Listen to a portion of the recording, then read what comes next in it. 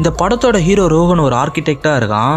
ஒரு நாள் அவன் வீட்டில் ஃப்ரெண்ட்ஸோட பார்ட்டி பண்ணிக்கிட்டு இருக்கும்போது அவனோட கிளாஸ்மேட் கனி அப்படின்ற பொண்ணு சூசைட் பண்ணி இறந்துட்டான்ற விஷயம் தெரிய வர அடுத்த நாள் கனியோட வீட்டுக்கு போய் அவள் ஃபேமிலியை மீட் பண்ணிட்டு சும்மா இல்லாமல் அங்கேருந்து ஒரு ஹேர்பினை எடுத்துகிட்டு வந்துடுறான். அண்ட் இதுக்கப்புறமா அவனை சுற்றி நிறையவே அமானுஷ்யமான சம்பவங்கள்லாம் நடக்குது.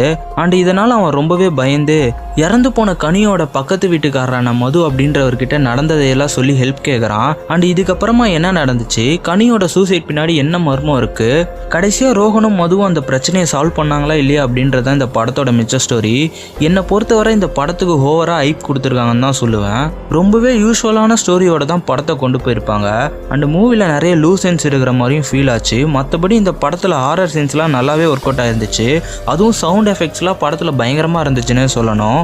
நீங்கள் ஒரு ஹாரர் மூவி லவராக இருந்தீங்கன்னா இந்த படத்தை கண்டிப்பாக பாருங்கள். இந்த படத்தோட பேர் டிஎஸ் எராய். இந்த மூவி ஜியோ ஹாட்ஸ்டாரில் தமிழ் டப்லேயே அவைலபிளாக இருக்குது. அண்ட் இந்த மாதிரி மூவி சஜஷனுக்கு இந்த வீடியோக்கு ஒரு லைக் பண்ணிவிட்டு ஃப்ளிக்ஸ் தமிழை மறக்காமல் ஃபாலோ பண்ணிக்கோங்க.